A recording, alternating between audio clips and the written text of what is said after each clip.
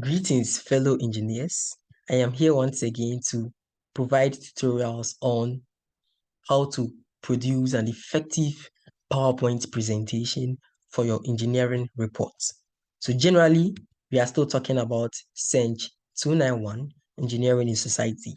And our topic for today is Introduction to PowerPoint Presentation. My name is Segotsin, and I'll be the tutor for today. Let's look at the presentation outline. So, this is what we have for today. Today's plan, first of all, we are going to talk about the brief introduction to PowerPoint technology, and then we are going to trace the history of PowerPoint and its role in modern communication. And then the second one, we are going to look at the CENG 291 requirements, and then we will take a review of the course requirements for creating an effective PowerPoint presentation. And then for the last one, we are going to look at the style of presentation. And then with this, we are going to master the idea behind producing the best presentation, right? Good. So let me quickly summarize this once again. So for this one, we are going to explore the evolution of presentation technology from the earliest form of visual aids to the development of PowerPoint and its impact on the way we communicate ideas and information. And then for this one, the second one, we are going to examine the specific course requirements and guidelines for creating an effective and engaging PowerPoint presentation, including design elements, content organization, and delivery strategies.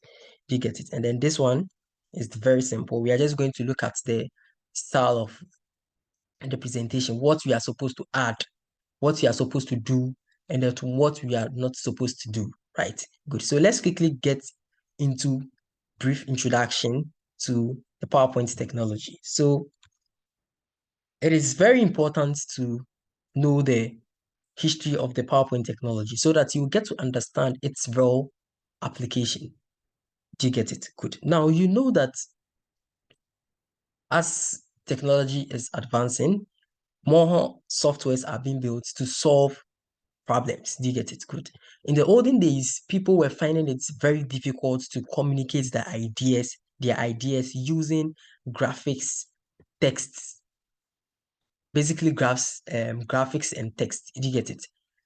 And then they found out that when they present their ideas without this style, their audience found it difficult to get the understanding of what they were trying to teach. Do you get it? So some people actually sat down to build a software to solve that problem. That is why we are all engineers. An engineer, you are supposed to identify a problem in your society or your community or your country, let's say the world, and then you find a solution to it. That is why we are even doing CENG 291, right? Good. So the history of PowerPoint technology actually began in the 1970s. You get it? The 1970s and early 1980s, when the first software programs for creating visual aids for presentation were developed. You get it? And then one of the earliest and most popular of these programs was called Presentation Manager. Do you get it? And then it was developed by Robert Gaskins and Dennis Austin, which was released in 1987. But then in the following years, this I think Robert Gaskins, yes, and his team developed a new program called PowerPoint, which was released by Microsoft in 1990. To get it? Good. So PowerPoint quickly became the dominant software for creating presentation. You get it? So thanks to its ease of use and powerful features, because it has really helped us a lot. You get it? Now, the use of PowerPoint ranges from the business sector to the educational setting to everywhere. You could use PowerPoint to explain your ideas. Very, very nice software. Do you get it? Good. So what we are going to do with this PowerPoint is to communicate the ideas we have concerning our engineering report to our lecturers. They will assess us and then they will give us the marks. They get it. Good. Now, whenever you take a PowerPoint presentation, it is divided into two sections, as in your content. The first one is the graphics. Now, when we talk about graphics, I mean images, shapes, smart art, chart tables, clip art, transitions, and animation, tables, videos, and audio, right? Good. And then I'm making an assumption that it should constitute 30% of your presentation. Now, in every PowerPoint presentation, each page, just like the way you call it in Microsoft Word is called pages. You get it. But here it is called slides. Slides. You get it. Good. That is why when you want your uh, when you say you want slides from your lecturer, you actually mean you want PowerPoint presentation. Do you get it? So don't ever say that PDF is a slide. No. I know you wouldn't say that. You are smart. Yes, you wouldn't say that, but I just want you to get the understanding of what I'm trying to say. Right, good. And then the next side is the text and idea. Text and idea should constitute a total of 70% of your PowerPoint presentation. This is an assumption because there could be an instance where you are making a presentation which will require more text than graphics. And then there could also be an instance where you would require more graphics than text. Do you get it? Amazing. So text and ideas. Do you get it? Now, your ideas in mind should be greater than the text in your presentation. That is why it is called PowerPoint. Your point should be powerful and short. Do you get it? Good. So your ideas should be greater. You shouldn't be reading the slides to your audience. They can read it. Do you get it? But then if you make the text too much, what happens is that you make your audience, the people who are accessing you or the people who are listening to you, try to read what is on the slide. And then this will cause divided attention. Do you get it? Good. So let me quickly explain my assumption to you. It is not an assumption, but then it is a good style of making your presentation, especially for design-based presentation. Do you get it? Now, the idea of having 70% of the presentation dedicated to text and ideas, with ideas having more percentage than text, and 30% for graphics is an interesting approach because it suggests that the focus of the presentation is on the what? The ideas and the information being presented with what? Graphics being used to support and enhance the information, right? Good. Good. So I'll use this slide to explain something to you. So stay tuned, right? Good. So let's continue with what we're doing. Amazing. Amazing. Yes. So I was talking about text and ideas and then graphics, right? Good, good, good. So what you have to know is that this approach can work well in situations where the presentation is heavily focused on conveying information. Do you get it? And ideas, such as in business or educational setting. You know that the CENG 291 project is actually is for educational purpose. Do you get it?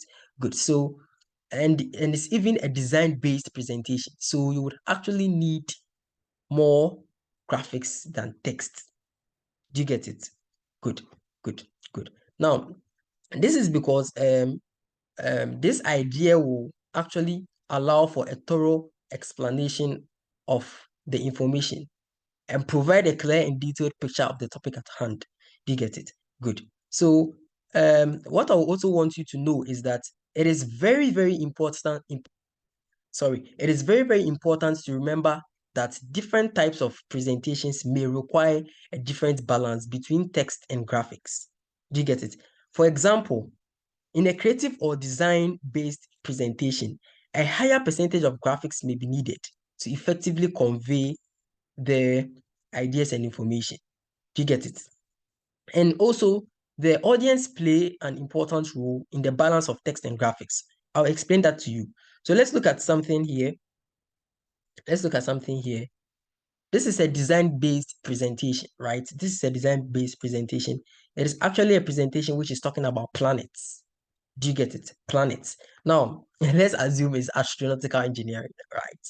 Or let me say aerospace engineering or something. Yeah. So here it's talking about Neptune. You have ideation here, and then you have concept here. testing and then release, sounding, design, analysis, etc., etc. Do you get it? Good. Now you see that with this particular slide, it has more graphics than what? Text. Do you get it? Because just look at something. You are actually using this slide to explain your concept, your ideation. Do you get it? Your release. The release should be what? 20 days. Testing should be 10 days. Do you get it? You see, someone would have done it in such a way that the person would type a lot, like paragraph, ideation. Neptune is the farthest planet because blah, blah, blah. No, you don't have to add embellishments in your presentation. Bring out the point which the PowerPoint. Do you get it? Bring out the PowerPoint. That is the most important thing.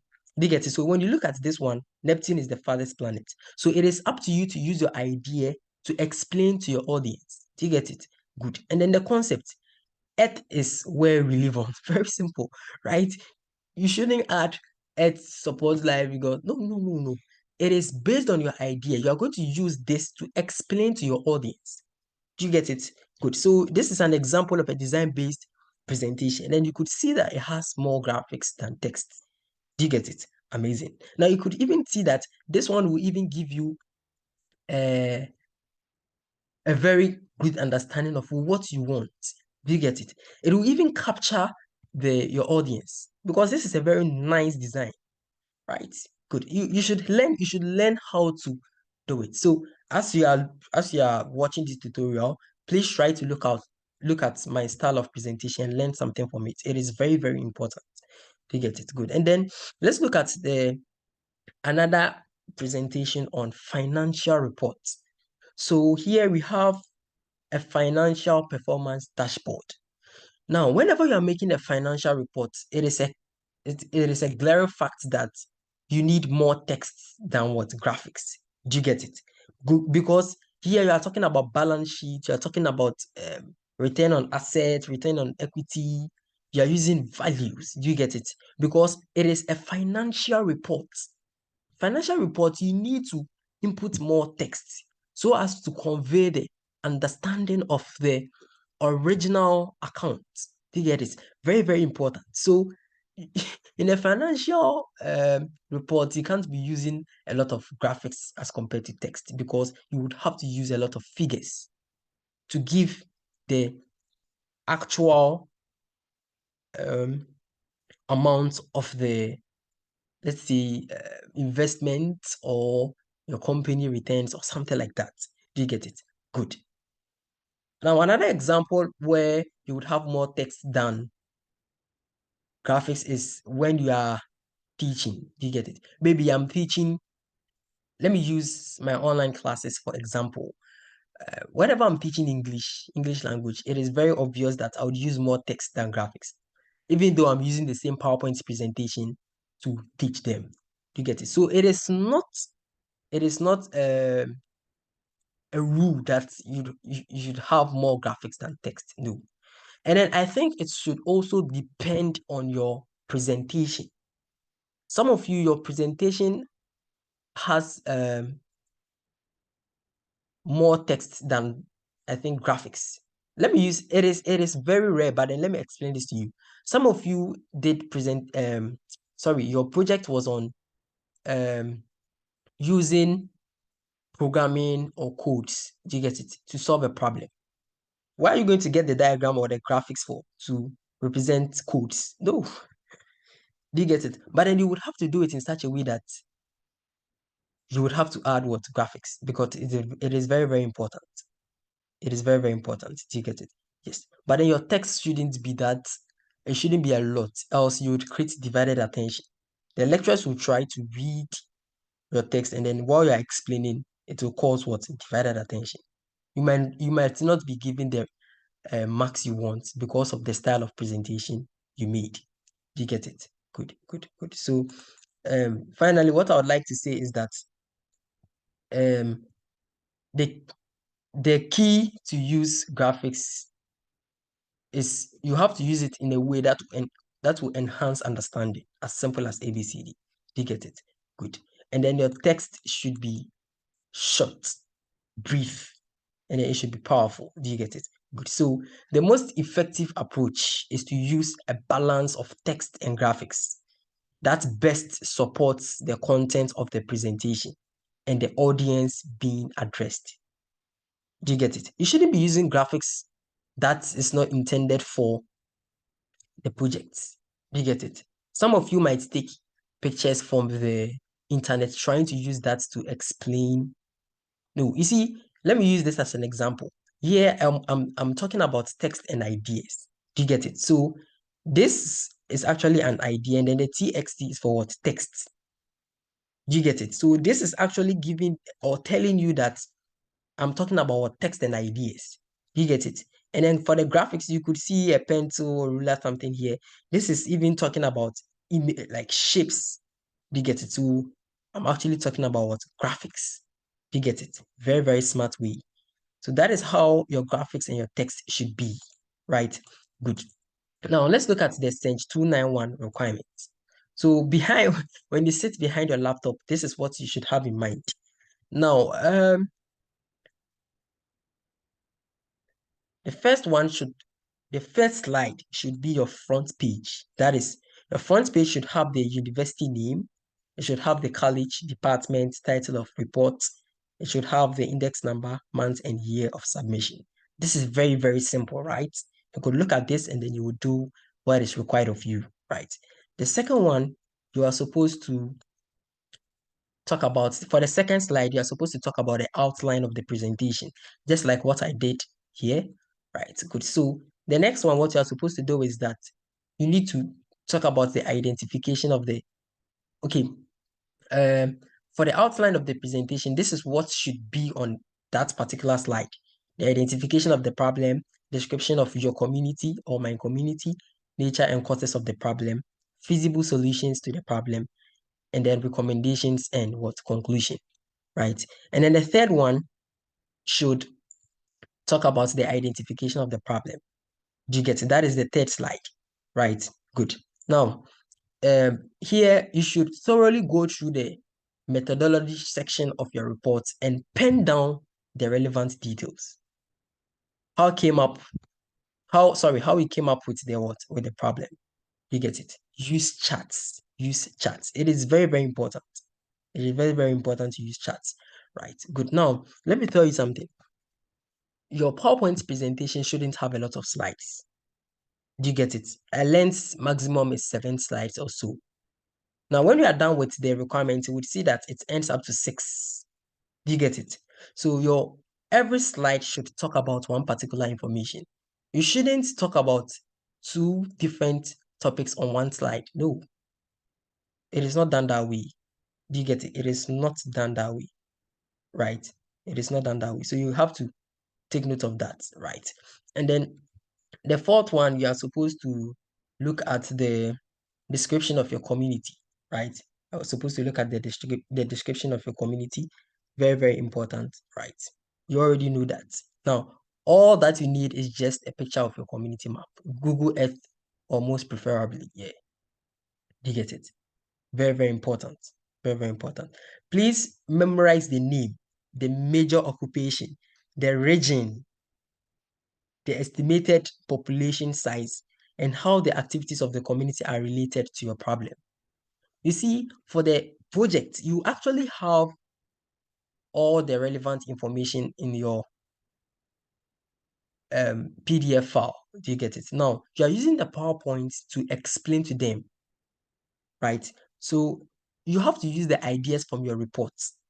Don't take if there's something which is not in your report, don't put it inside. You will cause confusion, and then it could cause you a problem. To get it. Very, very important, right? Now, you should have to also ensure that the image is very clear. The image is very clear because even when you put it in a PowerPoint presentation and then you project it, the quality will actually reduce. So it means that you have to use a picture with a higher resolution. I think I'm right. Yes, you have to use a picture with a very high resolution. I actually don't know about pictures, but then you should use a picture which is very clear. Do you get it? So that in case of any problem with quality reduction, it wouldn't affect it that much. Do you get it? And then the fifth one, you are supposed to talk about the nature and causes of the problem. The nature and causes of the problem, right? Good. Now, it is always prudent to communicate your findings in a form of images. Do you get it? Because, and even short videos will do. Short videos, right? Our next tutorial, I'll be teaching you how to insert all these images, videos, and stuff. Do you get it? How you do your animations and a whole lot, right? So don't worry about all this now. I'm just giving you the Sense 291 requirements, right? Good. Now, it is very important to caption the images. The images that you insert, you should caption them and orally describe the situation during your presentation, right? Good. Maybe you are talking about poor drainage system, or you are talking about pollution in your community. Take pictures of it. Do you get it? Caption it. You would have to caption it because it is the caption that will tell the audience or the lecturers what you are talking about. Do you get it? Because on one slide, you could insert about 3 pictures. When you don't caption them, what are you talking about? Right? Good. Now, note that lecturers are always pleased when students employ the use of charts, research images, and then graphs. I'll teach you how to insert all these. So stay tuned, right? Good. Yeah. So the final one is we are going to talk about your solution. Solution. Very, very important. So you could see this one has 1, 2, 3, 4, 5, 6. So it should take a maximum of what? 6. Sorry, it should take a minimum of 6 slides. Maximum 7, I think. Do you get it? Good. Because there is no time. You can't produce, let's say, 50 slides of 20 slides. Wow. You can't produce, let's say, 10 slides, 11 slides, 12 slides. It's just, you're just wasting time. There are a lot of people who or there are a lot of students who are supposed to be assessed. Do you get it? Good. So you'd have to make everything sharp, sharp, sharp. Do you get it? Very, very important. Right? Good. And then your solutions should be feasible, right? List down the most relevant solutions to the problem with diagrams. With diagrams. Very, very important. The designs you made, put that inside. Talk about it. You get it? Describe to them how you would solve that problem. That is the purpose of the project. Do you get it? So it is very, very important. This part, take it very seriously. This part, the solution and then the nature and causes of the problem. So you see, it is the last part which is, I think, personally, I think is the part you should put more energy inside. You would have to put more energy in all the various sections. But then with this side, don't play with them. So it means that when you start your presentation, make sure you capture their attention. Else, when you get to this point, it will be your presentation will be very boring, and then you wouldn't end up conveying the actual idea you were supposed to bring out, right? Please take note of that. Good. Good. So let's look at the style of presentation.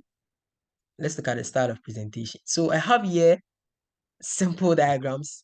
You see, I'm using graphics. So if you see something like this, then you should know what I'm talking about. You've seen a keyboard here, and then you've seen something like this, talking about slides. You get it? Yes. So I'm actually using graphics, which will what? Explain to you what I'm teaching. Do you get it? Good. You shouldn't just use any graphics just like that, right? Good, good. So as you are creating your PowerPoint presentation, take note of this. First of all, you need these 3 things in mind. The first one is graphics and animation. Let me tell you a secret. I was once invited to talk at a BEC seminar organized in one of the schools. And then I used PowerPoint presentation. They were surprised because most of the teachers used marker and then what's the name? Whiteboard. Do you get it? And then what happens is that I realized that the students paid attention, rapt attention. Do you get it? You see, I use diagrams that is relevant to the topic I'm talking about. So you see, when I finished with the presentation, people came to me and then they were like, they understood everything I taught. they have been taught these things severally, but then they couldn't get the understanding of what their teachers were trying to bring out. Do you get it? I use graphics, I used animation. On a slide, you shouldn't have all the information there reading and then explain. No, hide the text. Bring them one by one. If it is time for this text to come, let it come.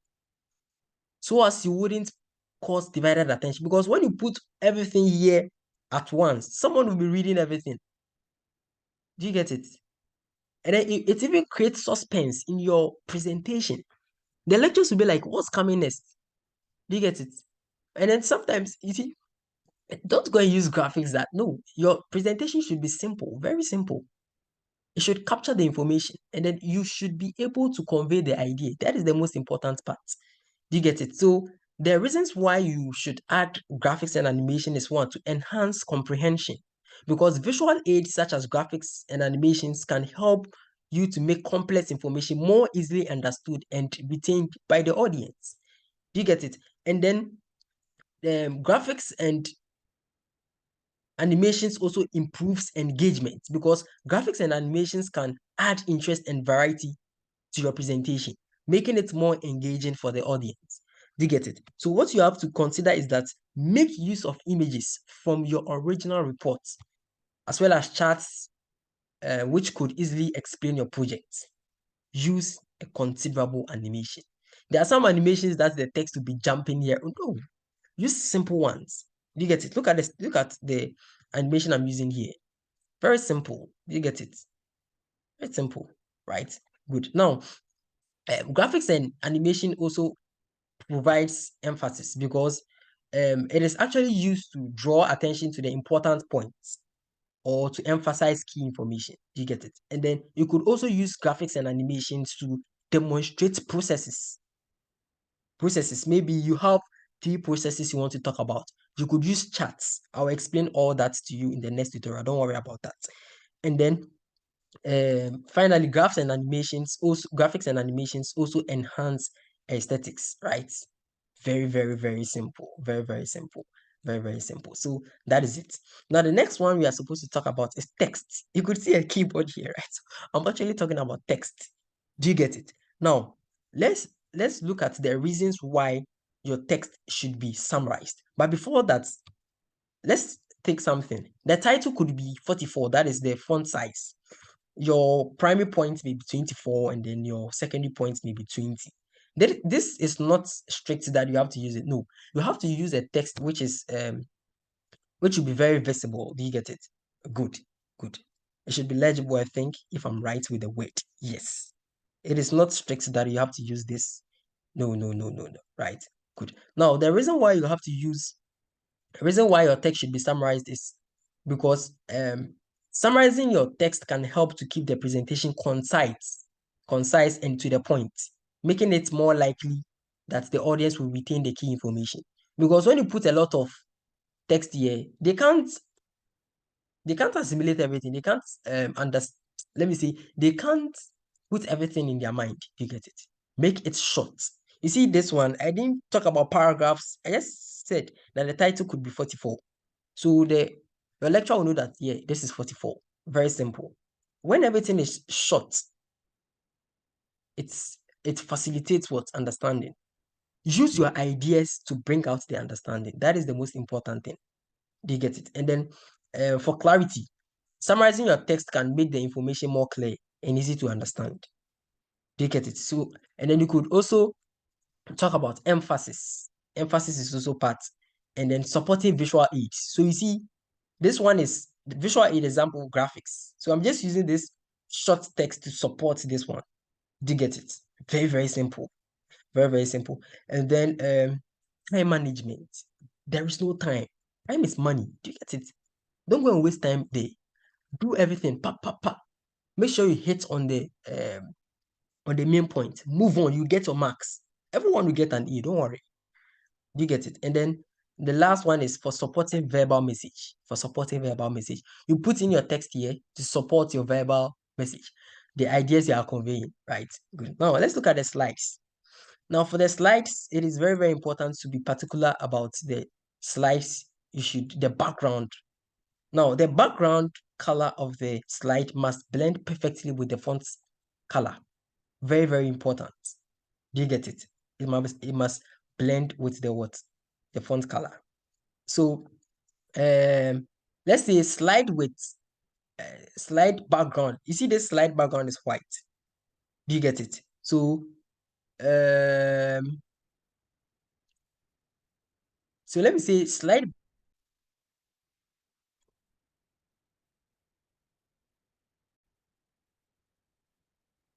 Yeah. So I was talking about dark shades. Yes, I had an interruption. I had to solve that. Sorry for that. Sorry for that.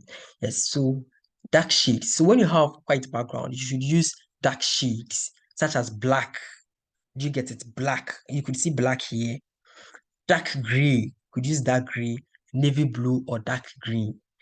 Do you get it? And then uh, most important, just use black. Do you get it? Good. And then for a black background, when the background is black, the best text colors are light shades. Do you get it? So when it is white, you use dark shades. And then when it is black, you use white shades, such as white, light gray, pale yellow, or light blue. That is it. The background color of the slide must blend perfectly with the font color. Right. I actually didn't talk about this in detail because this has already been covered on our WhatsApp page. Do you get it? Yes. So finally, we talked about the brief introduction, CENG 291 requirements, and the style of presentation. So this is the end of the presentation. This presentation was made by Sir Godson. Thank you very much for participating in this tutorial. Have a nice day. Stay blessed.